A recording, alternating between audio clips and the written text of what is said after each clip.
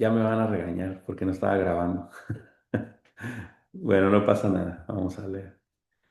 Entonces, estábamos comentando que en el versículo 23, la prolepsis es una figura retórica, es una figura de lenguaje, hermanos. No es una invención propia. La prolepsis es hablar en el presente sobre el futuro como si ya fuera un hecho. Estoy en el primer semestre de la carrera de medicina, pero yo digo, pues yo ya soy médico, yo ya estoy haciendo esto y aquello, que soy médico. Bueno, todavía no eres médico porque todavía no te titulas y todo eso. Pero esa frase, esa expresión es como si fuera un hecho. Y saben que ese lenguaje proléptico se utiliza mucho en la Biblia, como si ya fuera un hecho. O sea, es la prolepsis solamente se puede hablar de alguien que tiene la omnisciencia de que así va a suceder en el futuro. ¿Sí? Entonces, porque es interesante esta frase de la cual estamos comentando que probablemente es una frase proléptica. Está viendo hacia el futuro como un hecho. Dice, mas la hora viene y ahora es. ¿Sí? Ahora, hay otras cosas que tenemos que mencionar al respecto. Esa expresión, más la hora viene, este vocablo es muy significativo porque más la hora viene, eso ya está hablando de un cambio. ¿Sí? Entonces, está hablando de un cambio, o sea, tú tienes la adoración aquí en el monte, Gerizim, los judíos lo tienen allá en Jerusalén, pero es como si estuviera diciendo Jesús, todo esto va a cambiar, va a tomar un giro de 180 grados. ¿Sí? Ahora, dice la segunda parte del versículo 23 que nosotros vemos aquí, cuando los verdaderos adoradores, dicen, los verdaderos adoradores.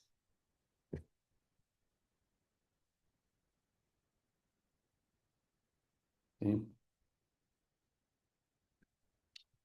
Fíjense, es interesante que diga los verdaderos adoradores. ¿Por qué? Porque cuando se dice la connotación verdadero, quiere decir que lo que estaba previamente no estaba, no había algún tipo, había ciertas fallas, hermanos, eso es lo que trato de decirles. Porque si está hablando de verdaderos adoradores, entonces, ¿qué eran los otros? ¿Qué eran los otros adoradores? Los del templo. ¿Qué eran los del monte Gerizim? Parece ser que estaban siguiendo ilusiones, parece ser que estaban siguiendo una forma equivocada de adorar a Dios, probablemente una distorsión. O probablemente cuando dice, cuando los verdaderos adoradores, parece ser también que cuando dice verdaderos adoradores, esto, esto que va a venir es lo que verdaderamente Dios ha querido a través del tiempo. La forma en la cual se le adora a Dios en este momento, esa es la forma que Dios siempre ha querido. Ahora, ¿por qué se hacía lo de el Antiguo Testamento? Nosotros hemos estudiado, para mis hermanos que están estudiando conmigo en TEP, Estamos estudiando el libro de Levítico y hemos visto en el libro de Levítico cómo están todos esos, cómo el libro de Levítico está dividido, ¿verdad? En rituales, sacerdotes, pureza y un capítulo especial para el día de Yom Kippur. Y sabemos que en el tema de los rituales hay sacrificios rituales, hay sacrificios por la culpa, ofrenda por el pecado, oblaciones, etcétera. Y también hay fiestas rituales como la Pascua, Pentecostés, la fiesta de las primicias, tabernáculos, trompetas, el Yom Kippur, el día de la expiación también. Había toda una suma de sacrificios ritualísticos. Todo eso ya está condensado, ya está resumido en Jesucristo, en el sacrificio de Jesucristo.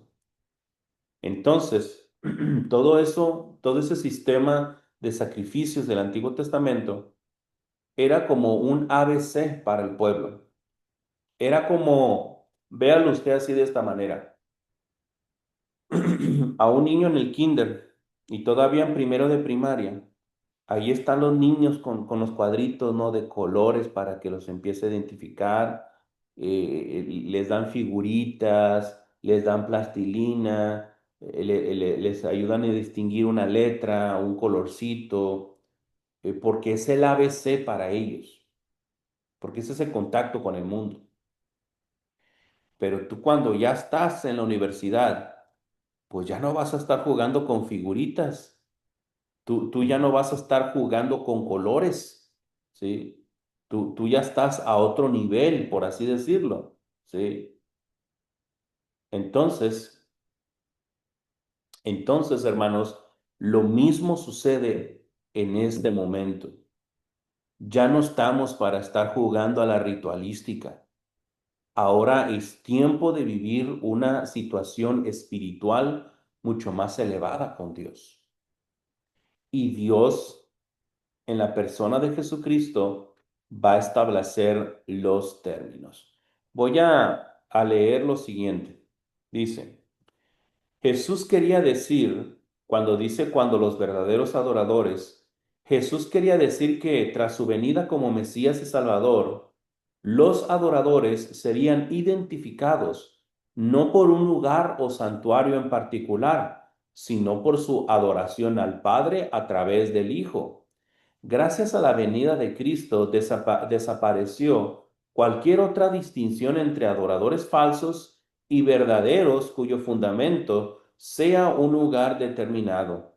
Los verdaderos adoradores son aquellos que adoran a Dios desde cualquier lugar a través del Hijo y de todo corazón.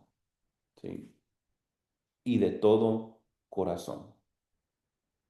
Entonces, entonces, esta parte es verdaderamente interesante, ¿sí? Y sigue diciendo el versículo 23, y cuando los verdaderos adoradores, ¿cuál es la distinción de esos adoradores? Adorarán al Padre en espíritu y en verdad. Estas son las dos claves de la nueva adoración a Dios. Que lo harán en espíritu y en verdad, ¿sí? En espíritu y en verdad. Ahorita vamos a definir esos términos. Y nos va a dar la razón, porque también el Padre, tales adoradores, busca que le adoren. Vamos a dejar este versículo 23 porque se vuelve a repetir en el versículo 24. Cuando el Señor repite enfáticamente algo, ¿sí? Es porque nosotros tenemos que poner la atención ahí. Ahora, dice el versículo 24, Dios es espíritu. Dios es espíritu. Ahora, cuando ustedes escuchan esta fraseología, hermanos, Dios es espíritu, ¿qué es lo que viene a sus mentes? No estoy compartiendo pantalla, mil disculpas. Esta frase Dios es espíritu. ¿Qué es, hermanos, lo que se les viene en mente? Los escucho. El Espíritu Santo. Ok. ¿Qué más, hermanos?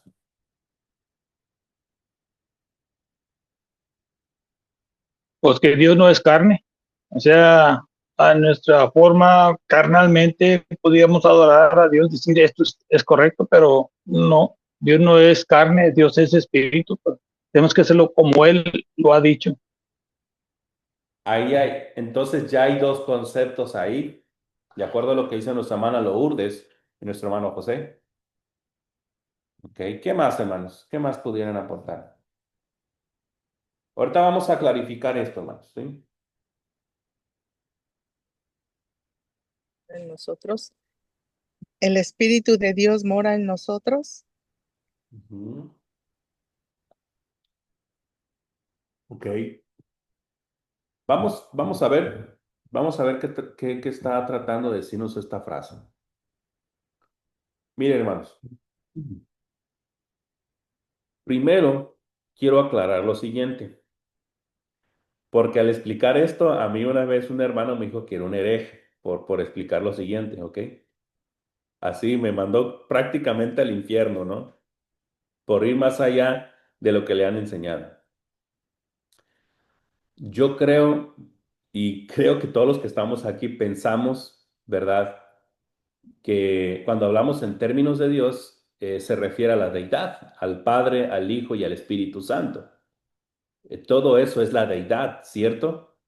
El Espíritu Santo es Dios, el Padre es Dios y el Hijo es Dios. Es bien difícil entenderlo, pero así es. Ahora, eh, primero quiero aclarar ese asunto, por lo que voy a decir a continuación. Saben, hermanos, saben que esta frase, hemos armado una teología sobre esta frase, cuando en realidad, hermanos, cuando Juan escribió, hay algunos textos que fueron originales que están escritos en mayúsculas, todos. Todas las letras están en mayúsculas, que son los escritos mayúsculos. Y hay otros que están en minúsculas. Entonces, nosotros pensamos que Juan escribió en mayúsculas todas estas letras. Entonces, y sin el espacio de una palabra con otra. Y sin el espacio de una palabra con otra.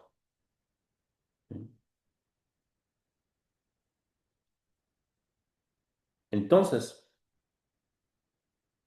entonces, ¿qué trato de decirles? Que en nuestras traducciones al español,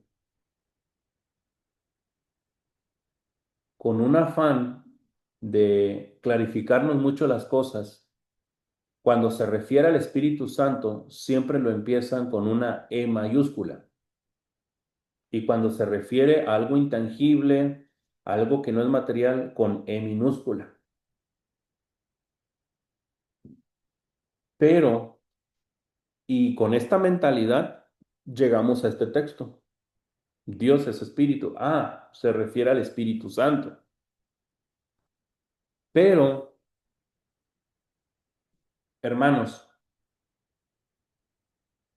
¿a qué persona de qué persona de la deidad estamos hablando aquí? Miren, Padre, Padre, ¿sí? Entonces, con esto, yo no estoy diciendo que el Espíritu Santo es el Padre, ¿no? Me voy más, yo pienso, considero, hermanos, con el debido respeto, que los que hicieron la traducción de la Reina Valera del 60 y la transcribieron, pienso que aquí se equivocaron. Debería decir espíritu con E minúscula, ¿sí? Cuando dice Dios es espíritu, está refiriendo, como dice mi hermano José, que Dios pertenece a una esfera intangible. Dios es espiritual, su esencia es espiritual, porque la palabra, acuérdense que la palabra espíritu tiene 8 connotaciones. Se refiere al viento, se refiere a ángeles, se refiere a seres inmateriales, se refiere al Espíritu Santo en algunos contextos y tiene varias connotaciones. Se refiere al espíritu humano, al carácter, o sea, tiene varias connotaciones. Dios es espíritu, significa que Dios no tiene pies, no tiene manos, no tiene cabeza, no tiene ojos, literalmente hablando, pero a pesar de eso nos ve, anda en medio de nosotros y nos sostiene en su mano. Eso es, ¿se acuerdan que le hemos hablado del antropomorfismo? ¿Sí? Esa es una figura retórica también. Ahora, es como si dijera, Dios es espiritual. Mire, vamos a verlo en otra versión. Se los voy a poner en otra versión. A ver cómo dice. Pues Dios es espíritu. Aquí sigue con la misma línea, ¿no? La nueva traducción viviente.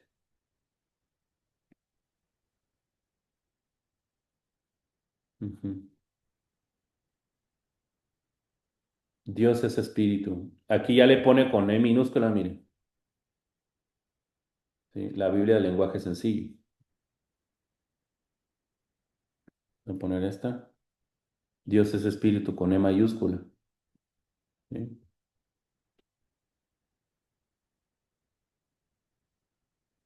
Dios habla hoy. Ok.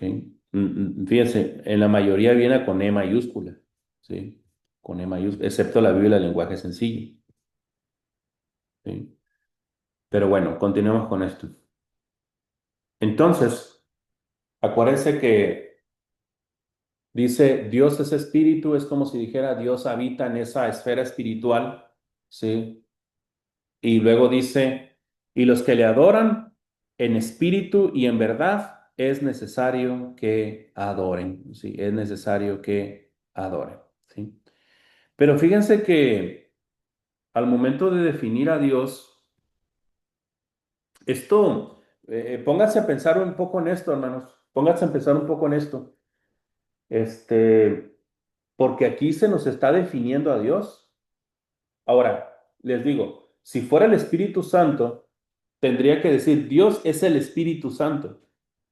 Tendría que decir así, así, para que se refiriera al Espíritu Santo. Pero cuando dice, Dios es Espíritu, nos están definiendo a Dios. Dios es Espíritu. ¿Sí? Como si dijera, este, eh, como si dijéramos, por ejemplo, alguna de mis hermanas, Erika es mexicana. ¿Sí? Por ejemplo, dijéramos, Erika es Carmelita, de Ciudad del Carmen, para no decir que es campechana, ¿verdad? Entonces, Horacio es ensenadense, ¿sí? Es una definición, hermanos. Dios es espíritu. Pero, ¿qué otras definiciones encontramos en la Biblia sobre Dios, hermanos? Así esas expresiones, Dios es, ¿qué otras definiciones en la Biblia podemos encontrar sobre Dios? Si pudiéramos definir a Dios, esta es una buena definición. Dios es espíritu, pero también hay otras definiciones en la Biblia. ¿Como cuáles, hermanos? Es omnipotente, Dios es, omnisciente. ok. Pero bíblicamente, ¿cómo lo encontramos eso? O sea, sí lo sabemos eso por analogía, por deducción en algunos aspectos, ¿verdad? Pero así la frase, como dice hermana Cecilia, Dios es espíritu. En la Biblia nosotros encontramos definiciones directas sobre Dios. ¿Cómo cuál? ¿Qué otras? Aparte de esas.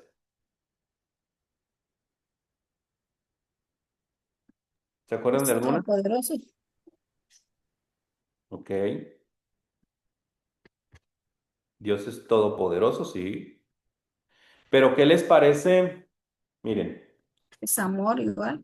Es amor, por ejemplo, y ahí viene en Primera de Juan 4:8. Miren, Se podría decir también, hermano, que Dios es el camino, la verdad. ok, sí. Aunque en ese aspecto se refiere a Jesucristo, ¿ah? Miren, estoy compartiendo pantalla, a ver, déjame ver. No, ahí está la que dijo nuestra hermana Cecilia. Miren, Dios es amor. ¿Es una definición?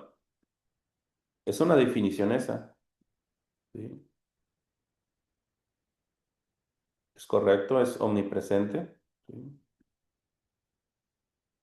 Miren, todas esas que me están mencionando sí definen a Dios, pero, pero me refiero, sí definen a Dios. Dios es justo, Dios es santo, ¿verdad? Dios, etcétera. Pero bíblicamente, si ustedes hicieran un bosquejo sobre la definición de Dios, ¿qué textos bíblicos podrían utilizar? Por ejemplo, yo utilizaría el de Juan 4:24, Dios es espíritu, y utilizaría también, ¿cómo se define a Dios? Dios es amor, primera de Juan 4:8, pero también, allí en primera de Juan 1:5, ¿sí?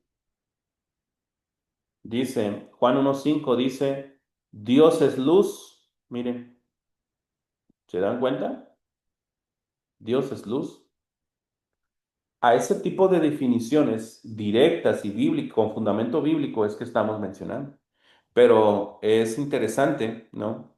Si pudiéramos hacer un pequeño bosquejo, sería así, ¿no? La definición de Dios.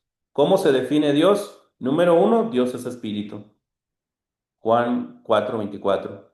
Número dos, Dios es luz, primera de Juan 1:5. Y Dios es amor, primer carta de Juan, capítulo 4 versículo 8. Ahí tenemos un bosquejo muy bonito, hermanos. ¿Sí? Dios es espíritu, es luz y es amor, en esencia.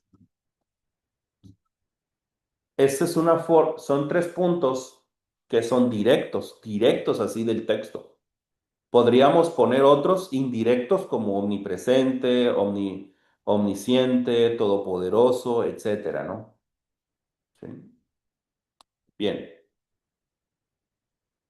¿Alguna pregunta o comentario sobre estos, hermanos? ¿Alguna duda?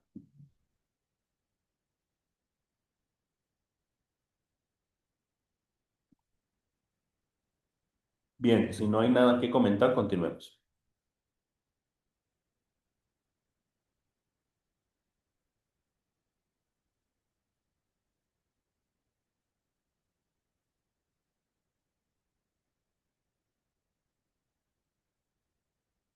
Muy bien.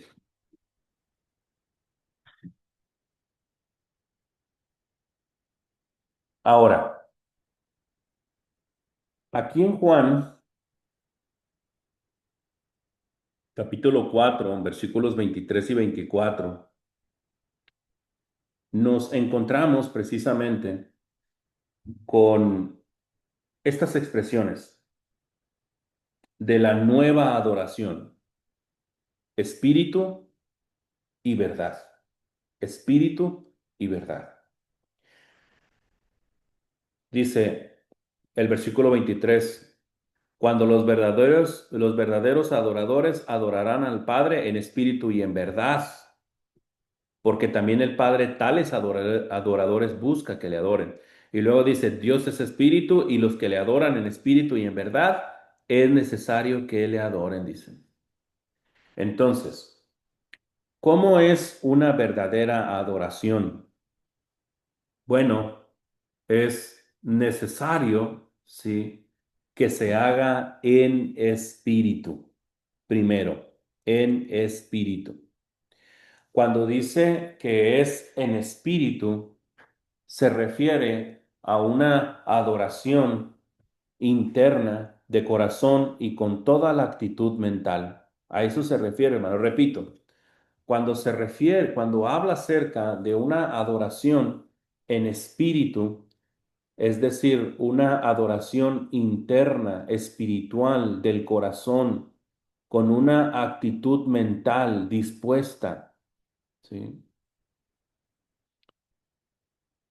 Por eso, hermanos, eh, este, esta es una de las grandes bases del por qué la Iglesia de Cristo se distingue de las denominaciones, ¿no? En el sentido de que nuestra adoración, aunque pudiera ser un poco aburrida para muchos, ciertamente, hermanos, nosotros tratamos de hacerlo en espíritu en el sentido de que no utilizamos instrumentos musicales, ¿sí?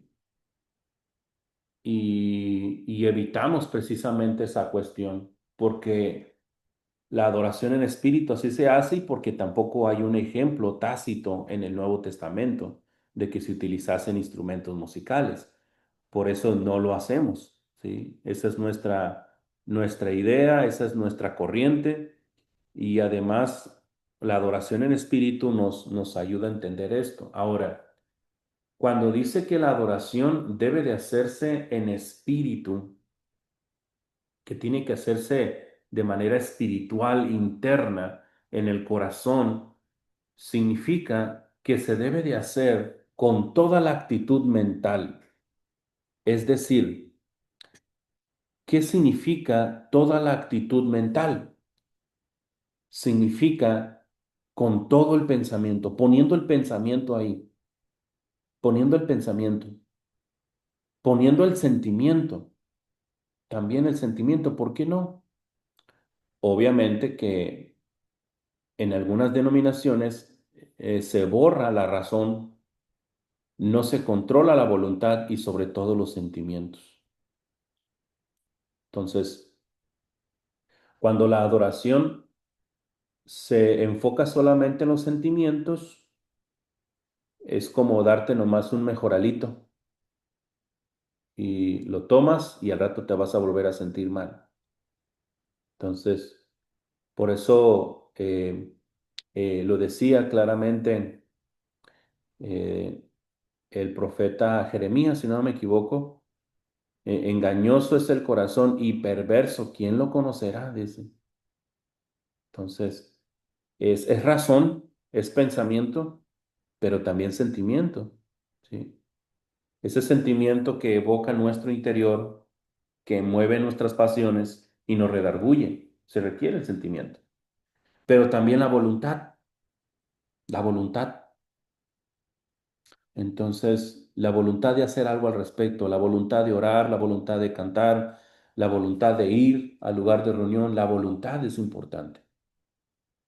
Y sobre todo la conciencia, ¿sí? Entonces, esas cuatro cosas deben de estar involucradas en la adoración. Pensamientos, sentimientos, voluntad y conciencia. En espíritu es de manera espiritual, pero con el corazón por delante, ¿sí? Entonces, esta parte es muy interesante, hermanos. Es muy interesante. Bueno, Horacio, una preguntita. ¿Se puede decir también una necesidad y uno anhela? ¿Se puede meter en esas palabras ahí cuando uno tiene esa necesidad? Sé que se puede extorsionar completamente con los sectarios, pero enfocándonos completamente en la palabra de Dios, como se está diciendo aquí, es sentir una necesidad, porque a lo que yo me refiero es, ¿por qué fueron el etíope hasta el lugar donde adoró o adorar a Dios? Qué lo hizo que llegara hasta ese punto?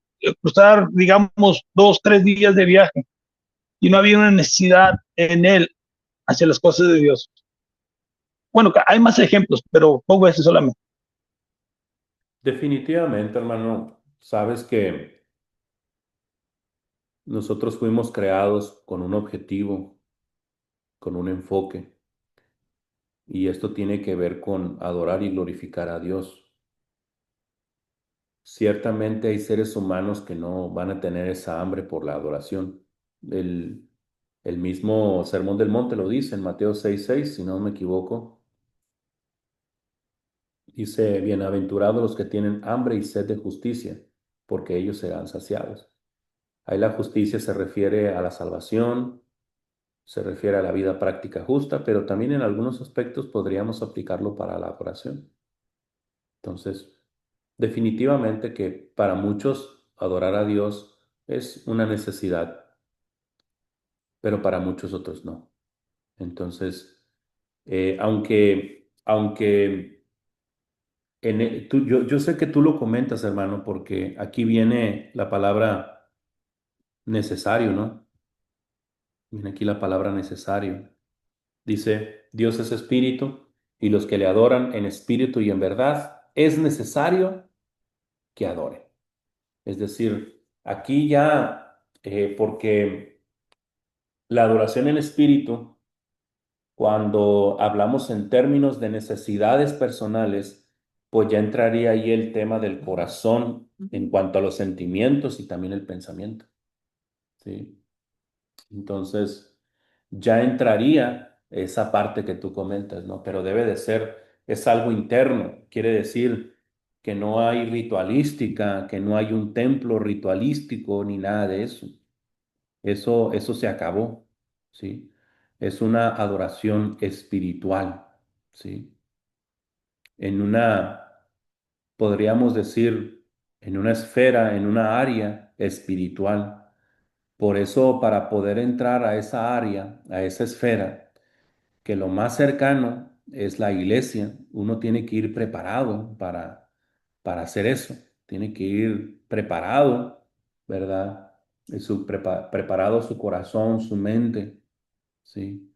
Entonces, creo que esa parte es interesante y hay bastante que decir. ¿Algún otro comentario sobre esto, hermanos, que quieran abonar? ¿Algo que se me esté escapando? ¿Alguna pregunta, comentario?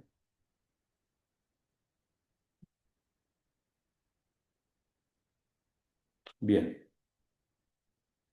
continuemos entonces. Entonces, un requisito es que sea en espíritu, ¿no? En espíritu. También, hermanos, me he puesto a pensar mucho en esta frase en espíritu y yo he pensado y también me he llegado a reflexionar sobre esto y pienso también en términos de que cuando nosotros llegamos a la adoración, ¿sí? Cuando llegamos a la adoración, tenemos que hacerlo con una entonación espiritual, ¿sí? Ya alineados espiritualmente, ¿sí? Ya con una preparación, es decir,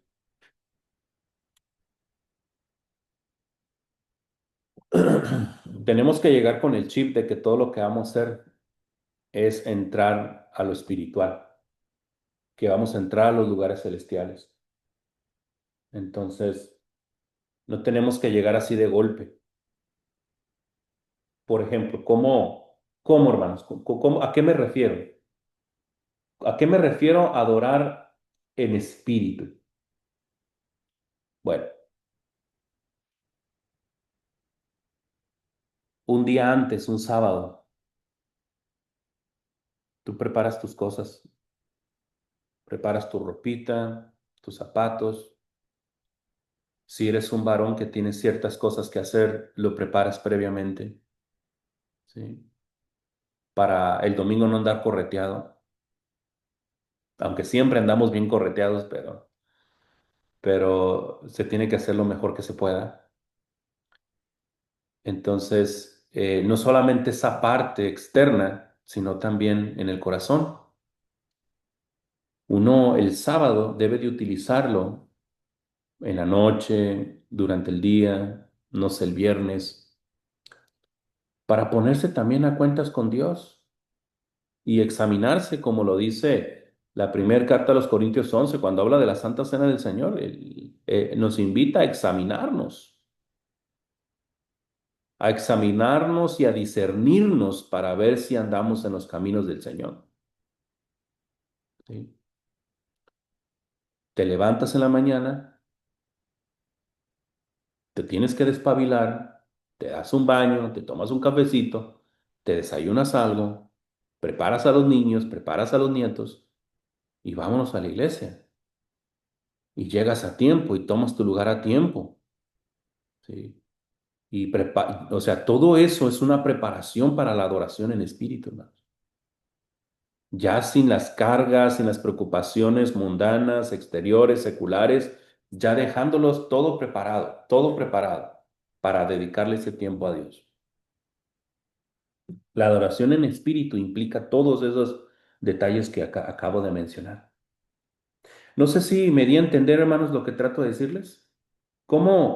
Les pregunto, ¿cómo podemos nosotros mejorar nuestra adoración en espíritu a Dios? ¿A qué? A ese aspecto. ¿Cómo ustedes pueden mejorar esa parte? Los escucho.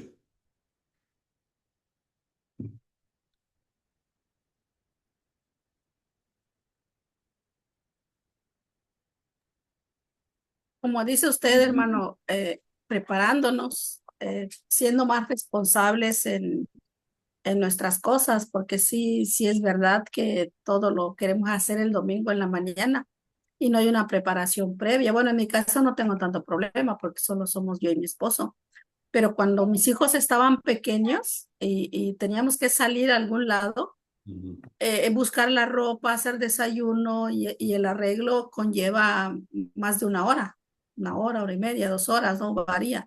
Entonces, si uno no se prepara previamente, pues eso es tiempo que se ocupa. Entonces ya uno ya vive, te vas a la iglesia estresado, te vas cansado, ya no llegas con la mente limpia si hubieras preparado todo con tiempo. ujú, Entonces yo creo que por ahí es donde, como lo que acaba de decir usted, tenemos que cambiar nuestro chip de que lo que estamos haciendo es espiritual ujú, y prepararnos para tener una vida siempre espiritual, no solamente prepararnos para el domingo, sino toda nuestra vida debe de ser espiritual. Por ejemplo, yo aquí en la casa acostumbro a estar en short, estoy sola ujú, y estoy sola, pero en alguna ocasión, en mis inicios en la vida cristiana, un hermano, bueno, el que estaba como predicador, nos dijo, nosotros los cristianos tenemos que estar preparados siempre como si estuviéramos esperando a alguien. ujú, Porque si alguien llega a tu casa, uno inmediatamente te vistes, te arreglas, porque la persona que va a llegar pues no sabe cómo estás ujú. tú. Dice, pero si tú eres una mujer cristiana dedicada a las cosas de Cristo, pues tú tienes que dar esa imagen siempre. Claro. Entonces, pues yo siempre tengo ahí mi falda, ahí en la orilla de mi cama, y cuando toca mi timbre, yo me la pongo y me asomo. O sea, me imagino que es lo que usted está diciendo, uno tener en su mente de que soy cristiana en todo momento, estar preparada para que no me agarren las prisas y no dar una imagen que no debo en ningún momento. Pienso yo que por ahí va. Claro que sí, hermana. Esa parte es importante, ¿saben? Me gustó mucho una frase que hace un tiempo leí que decía que debemos, en el aspecto espiritual, debemos estar preparados como si Cristo hubiera muerto ayer y como si viniera mañana, como si viniera el día de mañana por su pueblo. Y, y de esa manera tenemos que vivir. Definitivamente que debemos ser espirituales, no solamente los fines de semana o los domingos. Obviamente que eso se debe de replicar cada día de la semana, ¿no? ¿Algún otro comentario o pregunta, hermanos? Yo tengo una pregunta, hermano. Sí. Este, aquí donde dice en el 21, Jesús le dijo, mujer, créeme que la hora viene. Y en el 23 dice, mas la hora viene. Y ahora es cuando los verdaderos adoradores. Cuando se refiere que la hora viene, es como usted nos explicó al principio, que dice que es como un prolepsis, Ajá, por que Lepsis. está hablando en el presente sobre el futuro, ¿verdad? Se Ujú, refiere esa hora a cuando los verdaderos adoradores iban a adorar, después de después del bautismo, hermano, después de que nuestro Señor Jesucristo muere en la cruz, o se estaba refiriendo a la hora cuando Él iba a padecer. Perdone mi ignorancia ahí. Mire, hay muchas especulaciones sobre esto, hermana. Cuando dice, y ahora es, algunos comentaristas dicen que debería estar en paréntesis, porque dicen que es un comentario de Juan Evangelista. O sea, más la hora viene, debería venir, ponerse en negro. Miren, esta parte, cuando dice, y ahora es, dicen que es un comentario de Juan Evangelista. Dicen, yo no voy a asumir que es así. Pero independientemente de eso, la mayoría pensamos que es una prolepsis, porque acuérdense que también esto fue escrito ya en los años entre el 85 y 90, después de Cristo fue escrito Juan. ¿Sí? También debemos de pensar en eso. Ahora, la hora, cuando Jesucristo habla de la hora, cuando llegue mi hora, cuando llegue mi tiempo, habla de su crucifixión. Pero viendo el contexto de esto, hermana, creo que se refiere al tema de la adoración, el tema de ese cambio, no de una hora exacta, sino de un momento, de un cambio, ¿sí? Cuando yo pienso que este estilo, esta forma, va a empezar a acontecer después de Pentecostés. Cuando dice que la adoración debe de ser en espíritu, para poder hacer algo en espíritu necesitamos también al Espíritu Santo, hermanos. El Espíritu Santo juega un papel importante en esto, ¿sí? Para tener esa entonación espiritual no podemos hacerlo solos, necesitamos al Espíritu Santo. Obviamente viene después del bautismo, pero históricamente, cronológicamente, viene después de los eventos de Hechos 2 en Pentecostés. No se refiere primariamente a su muerte en la cruz, se refiere a la gran bendición de tener el don del Espíritu Santo y a la iglesia de Cristo, en la cual iba a estar en cualquier parte del mundo, ¿no? Entonces va a ser a partir de los eventos de Hechos 2. Yo, yo considero que se refiere a eso. Cuando dice ahora es, pues Jesucristo es el Señor y, y al tener la presencia de Dios ahí, pues en Galilea, Samaria, en cualquier parte, se podría adorar a Dios porque Jesucristo estaba con medio en todos esos lugares, ¿no? Había esa bendición, ¿verdad? No sé si pude explicarme más o menos lo que me pregunta, hermana. Sí, hermano. Ok. Bien, gracias.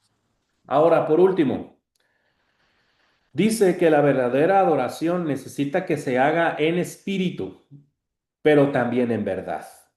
Creo que eso no hay ningún problema, ¿va, hermanos? Sí, hay que adorar en espíritu, con el pensamiento, con el corazón, con el sentimiento, la voluntad y la conciencia.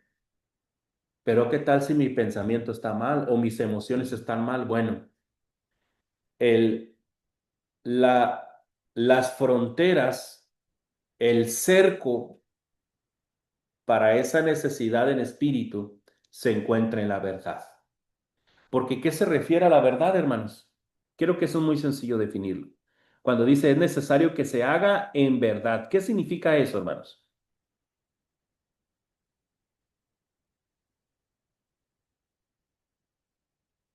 ¿Qué se refiere, hermanos? Que se haga en verdad. Pues con honestidad, con sinceridad. Muy bien. Pero hay algo más. Ah, con ¿Qué, reverencia, exposición, hermano. qué es la verdad en la Biblia? ¿Se acuerdan? La palabra de Dios. Exactamente. Además de hacerlo con sinceridad, con ser genuino, sin máscaras, dice el Señor en Juan 17, santifícalos en tu verdad, tu palabra es verdad, dice. Entonces, vamos a adorar en espíritu, pero con los límites que la palabra de Dios enmarca también.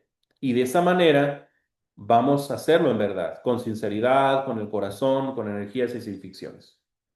Ahí la verdad se refiere a la palabra de Dios. ¿Ok? Muy bien. Bien, hermanos, vamos a terminar este devocional. Gracias a cada uno de ustedes por el tiempo, el espacio que se dan. Vamos a concluir con una oración Y le voy a pedir a mi hermano José Canchola que nos despida con una oración. Adelante, hermano. Vamos a orar.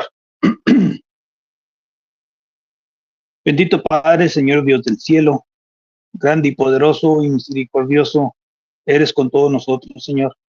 Gracias porque nos permitió estar en esta hora aquí, en este lugar, Señor, escuchando, analizando tu palabra, que nos va a ayudar a aplicarla, a meditar en ella, nos va a ayudar a crecer y a mantenernos firmes en ella, Señor. Gracias por nuestro hermano Horacio y gracias por nuestros hermanos, hermanas que estamos aquí en este momento.